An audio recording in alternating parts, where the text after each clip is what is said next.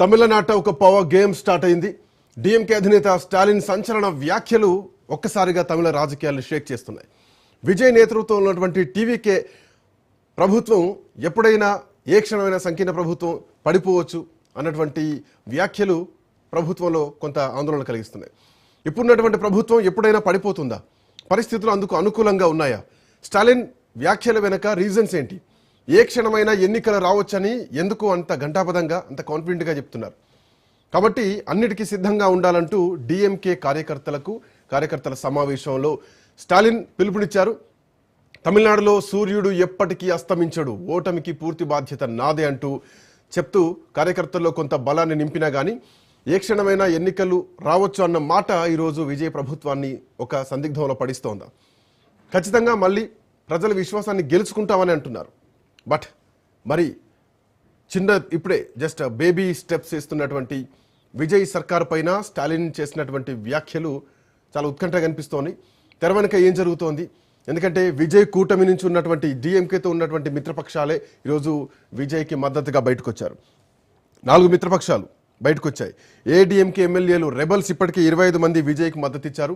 So 118 కాస్త అసలు విశ్వాస పరీక్షలో గెలుస్తారా లేదా అన్నటువంటి స్థానం నుంచి 145 మద్దతుతో ప్రభుత్వాన్ని విజయవంతంగా నడిపిస్తున్నారు. బట్ ఎందుకు స్టాలిన్ ఈ కామెంట్స్ చేశారు?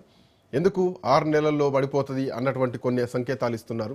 ఎక్కువ రోజులు ఈ ప్రభుత్వం ఉండదు అని ఎందుకంత మాట్లాడుతున్నారు? అంటే కామన్గా ఏ ప్రభుత్వం అయినా అధికారంలోకి వచ్చిన తర్వాత ప్రతిపక్షాలు ఈ ప్రభుత్వం ఎక్కువ రోజులు ఉండదు, పడిపోద్దని చెప్పేసి తెలంగాణలో కూడా ఇట్లాంటి కామెంట్స్ రావడం జరిగింది.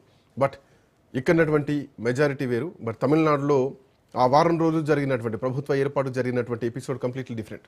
దీనివల్లనే ఈరోజు స్టాలిన్ చేసినటువంటి కామెంట్స్ కొంత ఆందోళన, కొంత ఆసక్తికరంగా మారాయి. అంతే సత్యం గారు మనతో పాటు జాయిన్ అవుతున్నారు. సత్యం సార్ నమస్తే, good afternoon. Good afternoon Srikanth. ఏ కాన్ఫిడెన్స్తో స్టాలిన్ ఈ ప్రభుత్వం పడిపోతుంది, మళ్ళీ ఎన్నికలు వచ్చేటువంటి అవకాశం ఉంది, సిద్ధంగా ఉండండి అంటూ కార్యకర్తలకు పిలుపునిస్తున్నారు? ఎందుకు ఆ మాటల వెనక అర్థాన్ని ఎట్లా చూడొచ్చు?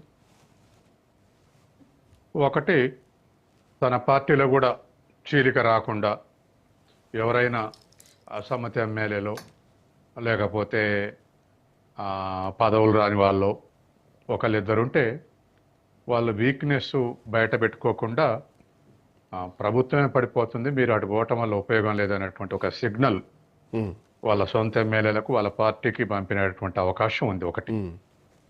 రెండోది, విజయ్ మా పార్టీ జోలికి రావద్దు అనేటువంటి ఒక వార్నింగ్ సిగ్నల్, ఏఐడిఎంకేని చీల్చినట్టుగా మా పార్టీ జోలికి రావద్దు అనేటువంటిది రెండవది. మూడవది, నాకు మిత్రపక్షాలు ఉన్నటువంటి వాళ్ళే నిన్ను బలపరుస్తున్నారు. ఇప్పటికి కూడా వీసీకే కానీ ఏఎంఎల్ కానీ మేము డిఎంకే మిత్రపక్షం అని డిక్లేర్ చేసినాయి. అవును, అయినా స్టేట్ వ్యాక్యూమ్ ఉండొద్దని చెప్పేసి విజయ్ని బలపరుస్తున్నామని చెప్పేసి స్టేట్మెంట్ ఇచ్చారు. అవును, కాబట్టి మా పార్టీ జోలికి వస్తే నీకు ఉపసంహరించుకోవాల్సి వస్తుంది అని చెప్పేటువంటి ఒక అభిప్రాయాన్ని విజయ్కి చేరటానికి ఇది ఒక అవకాశం. ఇది మూడో అంశం.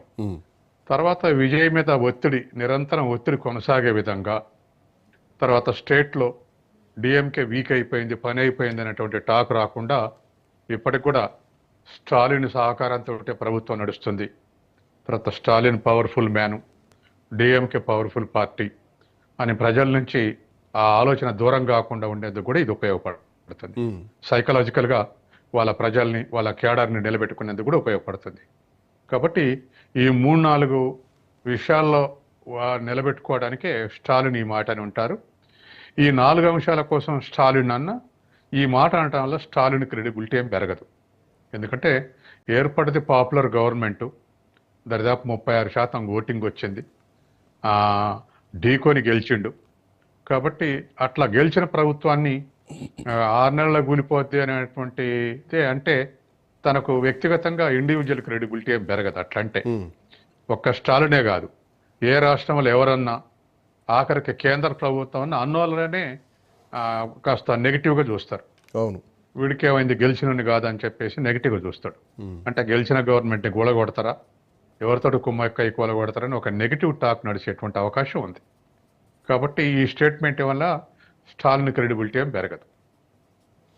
బట్ ఇక్కడ పాయింట్ ఏంటంటే సార్, వీసీకే అఫ్కోర్స్ ఇందాక మీరు అన్నట్టు విజయ్తో ఉన్నా కానీ స్టాలిన్ కూటమి డిఎంకే కూటమిలో ఉన్నటువంటి పార్టీలే ప్రభుత్వంలో ఇబ్బందులు రావద్దు, ప్రభుత్వం నడవాలన్నటువంటి ఉద్దేశంతో రాజకీయాలకు పోకుండా ప్రభుత్వాన్ని ఏర్పాటు చేశారు. బట్ ద పాయింట్ అంటే ఇక్కడ ఎమ్మెల్యేలు కూడా 25 మంది ఎమ్మెల్యేలు ఏఐడిఎంకే నుంచి చీలిపోయి విజయ్కి మద్దతు ఇచ్చారు. సో ఈ లెక్కన ఏమైనా రాజ్యాంగపరమైనటువంటి 2/3 వంతు మెజారిటీ ఉంటేనే పార్టీ విలీనం అనేది ఉంటుంది వాస్తవానికి. బట్ అట్లాంటి పరిణామాలు ఇక్కడ ఏం కనిపించట్లేదు. సో ఈ లెక్కను చూసుకున్నా కానీ ఏమైనా ప్రమాదం ఏదైనా ఒక సందర్భంలో ప్రభుత్వం మైనార్టీలో పడేటువంటి అవకాశం ఉందా? రెబల్ ఎమ్మెల్యేల పైన ఏమైనా అనర్హత వేటు వేసేటువంటి ప్రమాదం కనిపిస్తుందా? అంటే ఆ ఉద్దేశం దృష్టిలో పెట్టుకుని స్టాలిన్ మాటలు మనం ఒక సంకేతంగా చూడొచ్చా? ఖచ్చితంగా మీకు ఆ ఇబ్బందులు ఉన్నాయని గుర్తు చేయటం కూడా. ఎందుకంటే ఏఐడిఎంకే వాళ్ళు ఫస్ట్ 38 మెంబర్స్ వస్తారు, 2/3 అనుకున్నారు. అవును. కానీ చివరికి వచ్చేవరకల్లా అది 25-26 దగ్గర ఆగిపోయింది. అయితే స్పీకర్ కనుక భిన్నంగా ఉంటే వెంటనే అసెంబ్లీలో స్పాట్లో మీ సభ్యతలు రద్దయినాయని డిక్లేర్ చేయొచ్చు. మీరు పార్టీ మారారు కాబట్టి డిక్లేర్ చేయొచ్చు. కానీ స్పీకర్ అధికార పార్టీ స్పీకర్ కాబట్టి, సపోర్ట్ చేసే వాళ్ళు కూడా అధికార పార్టీకి సపోర్ట్ చేస్తారు కాబట్టి తెలంగాణలో ఏ తంతు నడిచిందో అది సుదీర్ఘకాలం కొనసాగే అవకాశం ఉంది. కాబట్టి వాళ్ళ వల్ల లేదా వాళ్ళ శాసనసభ రద్దవుద్దు అనేటువంటి భయంతో ఇవాళ టీవీకే ప్రభుత్వం కూలిపోయే అవకాశం లేదు. అది ఇమీడియట్గా జరిగే సంఘటన కాదు, అది సుదీర్ఘంగా నడుస్తుంది. అది ఆ ప్రక్రియ మనం తెలంగాణలో చూస్తున్నాం. కాబట్టి స్పీకరు ఫేవరబుల్గా ఉన్నంత కాలం కోర్టులు పెద్దగా వాళ్ళ డెసిషన్ తీసుకోవట్లేదు. ఆ తర్వాత శాసనసభలో జోక్యం చేసుకున్నట్టు అవుతుంది. ఒకరికొకరు రెస్పెక్ట్ ఇచ్చుకోవాలి. జ్యుడిషియరీ, తర్వాత ఎగ్జిక్యూటివ్, తర్వాత పార్లమెంట్ ఒకరినొకరు మ్యూచువల్ రెస్పెక్ట్ వాళ్ళని అండర్స్టాండింగ్ తోటే పెద్దగా జోక్యం చేసుకోవట్లేదు. తెలంగాణలో అట్లే అయింది. కాబట్టి ఇమీడియట్గా స్పీకర్ టీవీకే పార్టీ స్పీకర్ ఉన్నాక ఏఐడిఎంకే చీలిక వర్గానికి వెంటనే వచ్చే ప్రమాదమే లేదు. అది సుదీర్ఘ కాలం పట్టుద్ది. అందుకని అది దృష్టిలో పెట్టుకోకుండా ఇదే మా మిత్రులే మిమ్మల్ని బలపరుస్తారు, మీరు అడ్డగోలుగా వ్యవహరిస్తే మా వాళ్ళు ఉపసంహరించుకుంటారు అనేటువంటి ఒక వార్నింగ్ సిగ్నల్ పంపి వాళ్ళ పార్టీ గ్రామీణ ప్రాంతాల్లో వాళ్ళ పార్టీ క్యాడర్కు జోలికి పోకుండా అంటే సార్ తెలంగాణ విషయంలో ఇక్కడ